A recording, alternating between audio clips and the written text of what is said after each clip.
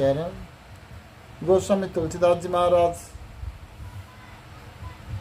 आम वृक्ष और सत्संग के तुलनात्मक बताते हुए कहते हैं कि सत्संग तो वही है, संत सभा आमराई दी चौहदी से आमराई कहा गया है, आम का पेड़ कहा गया है, क्योंकि आम को रसाल कहते हैं। आम एक ऐसे पेड़ है जिसको फल का राजा भी आम को कहा जाता है। और साधन में सबसे श्रेष्ठ साधन, सबसे राजा साधन जिसको महाराजाओं के साधन कहते हैं, वो तो सत्संग है महाराज। संतों का संग, संतों का सभा ही सबसे बड़ा साधन है। जीव कुछ करे या ना करे, संतों की सभा में हर समय बिताने की कोशिश करे तो वो अपने आप उसके अंदर विवेक जागृत होगा। जितने भी साधन के प्रक्रिया से जो जो जीवन में परिवर्तन आता है, संत की सभा में रहने से वो अपने आप परिवर्तन होने लगेगा। इसलिए कहते हैं कि जैसे फल में आम को फल का राजा कहते हैं, वैसे साधन में सत्संग को, संत सभा को साधन का राजा कहा है। और वहाँ क्या फल फलता है? श्रद्धा। संतों के साथ रहने से भगवान में श्रद्धा उत्पन्न होती है। संतों के साथ रहने से अपने आप वैराग्य उत्पन्न होता है। संतों के साथ रहने से पाप जलने लगता है। संतों के साथ रहने से शास्त्र में प्रीति होता है। संतों के साथ रहने से जीव के अंदर नाम में प्रीति होता है, शरणागति भाव बनता है।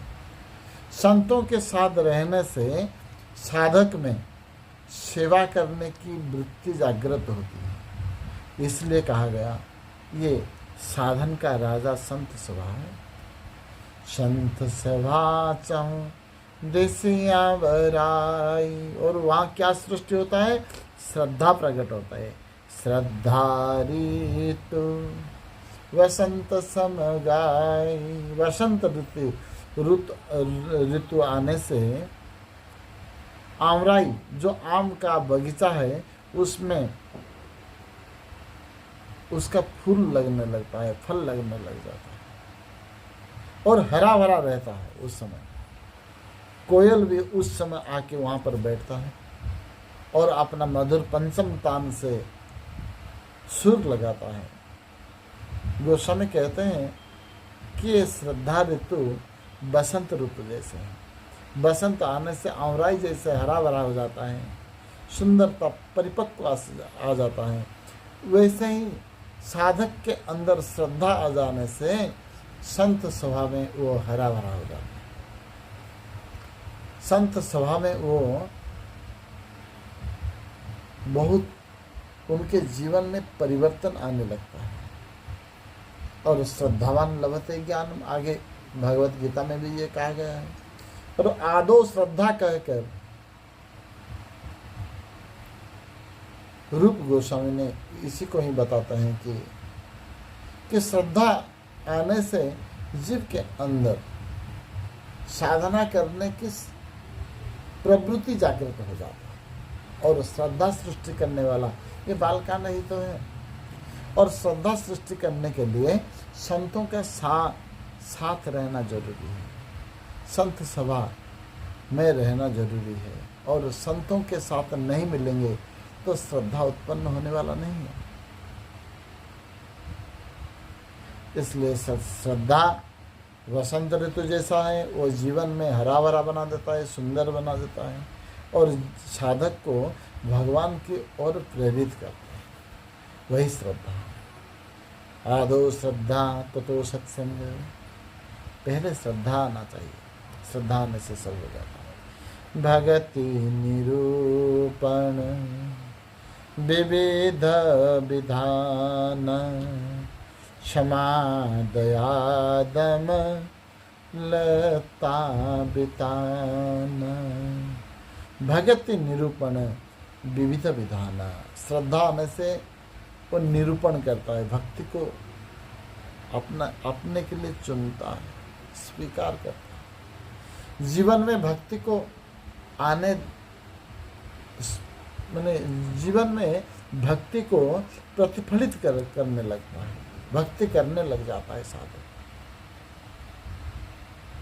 कैसे ना, विविध विधान, हर तरफ से भक्ति हो जाता है। नाम के तरफ से भक्ति, ज्ञान के तरफ से भक्ति, जीवन ही भक्तिमय रसमय बन जाता है।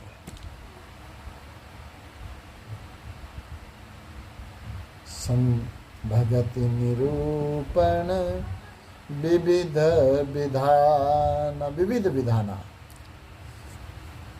कैसे कैसे, कौन कौन विविध, विविध कहकर क्या क्या बताएं?